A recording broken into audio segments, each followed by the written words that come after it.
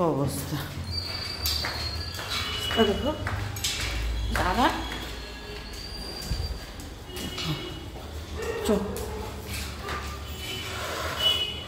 দড়ি ধরে নিয়ে এসছে, গলায় দড়ি পড়েছে, দড়ি মুখের মধ্যে ধরে নিয়ে এসছে। চ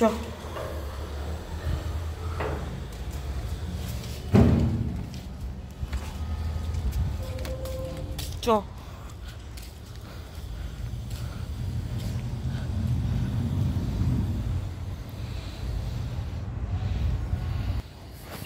ভাল লাগে দড়ি পরে ঘুরতে?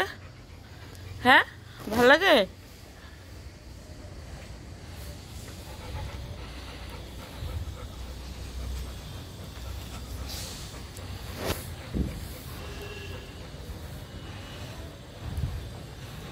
কি করবি?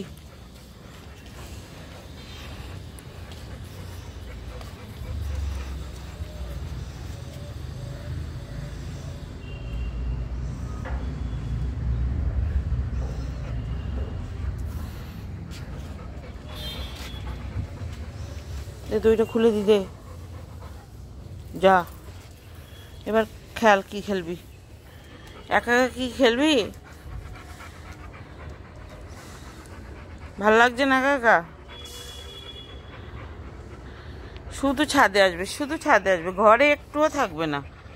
একটু বাদে বাদে খালি ছাদে চলে আসবে, ঘরেই থাকতে ইচ্ছা করে না।